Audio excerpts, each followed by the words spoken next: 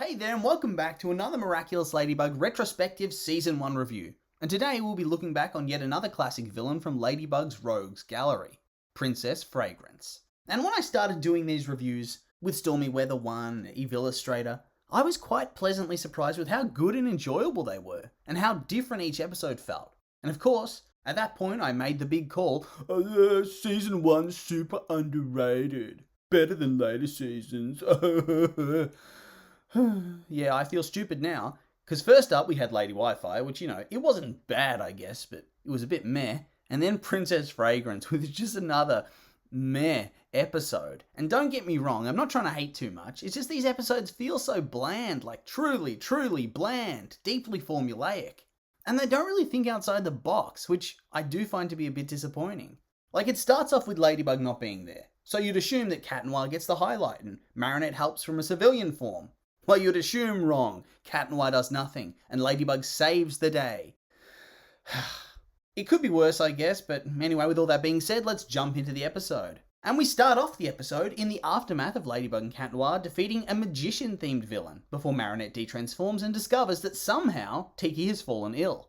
And I'm not really sure how a Kwami could even fall ill in the first place, but okay, I guess. I mean, it's never even explained what went wrong or how it happened, and it just gets healed with spiritual chanting and hitting a gong? Shit, okay, why not? But anyway though, instead of being rightfully worried that this immortal being that turns her into a superhero is sick, which could spell trouble for her if she needs to power up, for the first time ever in the history of her life, Marinette decides that her schoolwork should come first, and thus she runs off to class. Seriously, what the hell is this scene? I'd be pretty freaked out if I had an immortal spirit friend that lived with me, and then suddenly it was just laying there convulsing, begging to be taken to a special healer. I'd probably just go to the healer. This isn't like your pet dog just threw up and it looks kind of sickly. This probably can't wait.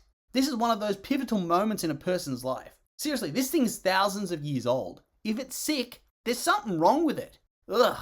And unluckily for her, she is in Miss Mendeleev's class, and that teacher, well, she reminds me of teachers that I had in high school that clearly only became teachers as it's a kind of stable job, but clearly hated children and actually teaching anything. She has that kind of energy. And meanwhile, Rose is sitting at the back of the class, headphones in, phone out, watching a news report about a dude called Prince Ali, heir to the throne of, Achu. Seriously, I don't think this is called Achu in the French version. What kind of name is this? Achu? Like the sneeze? Am I missing something here? Or is this name just stupid? Anyway, it's announced that he's doing a toy fundraiser, and that this is enough to reduce Rose to tears, despite the fact that it seems like the majority of modern royalty do this sort of charity to stay relevant and prevent their asses getting canned. And hell, considering France's track record, I'd be pissing my pants if I was a foreign royal coming for a visit. Bring out the guillotine. I'd be wanting to ingratiate myself as well. I don't think this makes him very special, but whatever. She decides to write him a fan letter, and then she sprays her perfume on it. And so the teacher takes her phone, perfume, and earbuds and sends her back into the principal's office. And you know what? Fair enough. She deserved this. She broke a shit ton of rules, and worst of all, she was not conscious of lab safety. Plus, I feel like it's a huge breach of social etiquette to spray your dirty perfume in a common area. Poor form, Rose. Poor form. We then head outside, where Adrien has finally arrived extremely late for school.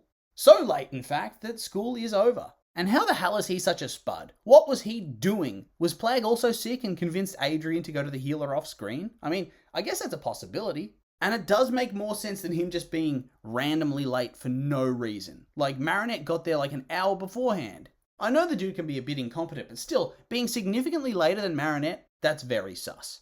Anyway, Marinette gets bullied into trying to crack onto Adrien by Alia, and of course, she fails, tripping down the stairs, sending Tikki flying, crash landing onto Adrien, who helps dust her off and then immediately leaves. And meanwhile, Chloe picks up Tikki, who she mistakes for a unique stuffed animal and plans to hand him off to Prince Ali for his toy drive to impress him. And so now she knows what a Kwami looks like, and knows that Marinette apparently owns this red one with the black dot. And she doesn't piece this together when she gets her own Kwami. So either this is denial on her part that her idol Ladybug could possibly be Marinette, or she's just legitimately the dumbest person in the world. Although considering how she's been written, I'd be willing to go out on a limb and say she is just an idiot. Anyway, Rose then approaches for some reason, because as somebody who's known Chloe for years, she surely wouldn't know what an awful person she is, right? Right? Anyway, she asks Chloe to give her letter to Prince Ali, and Chloe just ends up shredding it right in front of her and laughing as she drives away in her limo with Tiki in tow. Of course, Rose cries, rewrites her letter, and here comes Gabe to the rescue with an akumatization to get her revenge and to get her paws all over Prince Ali, turning her into Princess Fragrance, a stalker villain who has the power to mind control you into a slave using her perfume. Creepy. But speaking of creepy stalkers, we return to our protagonist Marinette, who's trying to get into Chloe's hotel. But she's unable to because there is security, because the prince is here. But how does she get past this security, you ask? Well, by pretending to be a pizza delivery man, and I still don't know how the hell that worked, but here we are. That guy deserves to be fired. But I did enjoy the guy knowing Chloe so well that he can just tell that she has no friends. Imagine being so awful that even the random security guard that works at your hotel knows that nobody could possibly like you. So, Marinette makes her way upstairs, and as soon as she sees her, Chloe hightails it out of there, not wanting to go near the peasant food. And honestly, put the pizza aside for a second. If I was Chloe, I'd be more nervous about the random person in a motorbike helmet charging at you down the hallway, but maybe that's just me. And whilst this is all going on, that poor security guy gets enslaved by Princess Fragrance as she makes her way up to see Prince Ali. And speaking of Prince Ali, I don't know, but I just hate this dude so much. For one, in the English dub at least, this dude has the dodgiest accent of all time. I mean, it's borderline offensive. It's that bad. They're all French people with American accents. I think I could have suspended my disbelief that the Arabic prince also had an American accent, instead of whatever the hell that voice actor thought he was doing. And shit, just the script. Or how do we say in your language?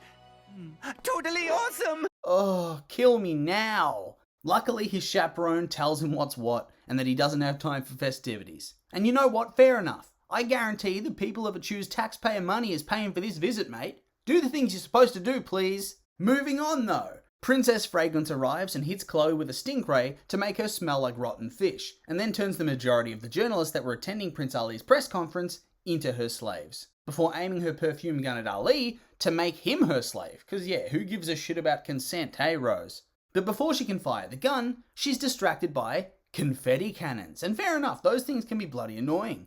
Oh, and meanwhile, Cat Noir watches all of this unfold on the news and powers up in the most unnecessary scene in the episode. I mean, we could clearly see there was a news camera. We probably would have understood if he just randomly turned up out of the blue.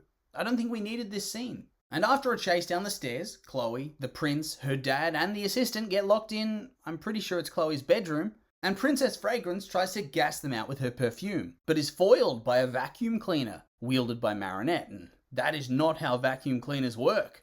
Nor is it how gas works. Like, to suck the perfume out of the air through a door that you're 10 meters away from, well, you'd need a stronger vacuum than the one you use to clean your rug. Anyway, since Marinette can't power up, she can't really do anything, and the princess is about to perfume her, but doesn't at the last second because she decides to chase after the others instead. Ah, yes. I too love plot armor. And for even more plot armor, the perfume that she shoots out later moves so fast that it swallows up the mayor before he can do anything. Can't even move. But Marinette's able to slowly back away and climb into a service elevator. Come on.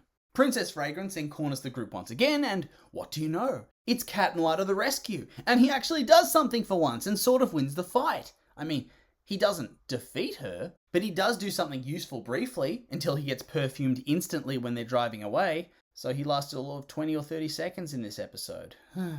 And now that they have him beaten, the plot armor thickens because they don't even bother taking his miraculous. Are you serious? Good thing they forget all about Tiki, and the prince had conveniently dropped her, and so Marinette can catch up and find her and take her to the healer, who is in fact Master Fu, who heals her back to full strength, allowing her to transform back into Ladybug once again, which she just does in broad daylight. Alright. So is she just really bad at this whole secret identity thing at first? Anyway, she confronts them on the bridge, and long story short, she crushes them. Not much more to say than that. She 1v5 crushes them. Sets off the fireworks to counter the perfume cloud that Princess Fragrance had shot into the sky, tosses Cat Noir into the river, also Cat Noir singing Give me your miraculous and cataclysm! with the best part of this episode, And then she finishes the job with the most bullshit ending in miraculous history. She throws a balloon so hard that it somehow perfectly latches onto the end of the perfume gun and makes it backfire, allowing Ladybug to win. And look, good luck ever making a balloon do that. Even inside the tube, it shouldn't work. Whatever, superpowers, plot armor, you know the drill. And then we end the episode with Rose meeting the prince, and then that storyline just never goes anywhere ever. But anyway, that brings us to the end of the episode. And I would like to say that these are just my opinions, and now I'd like to hear yours. If you've watched the episode recently, what do you think? You like it? You hate it? Think I'm being too harsh? I'm curious for your thoughts, so make sure to like, comment, and subscribe, and let me know.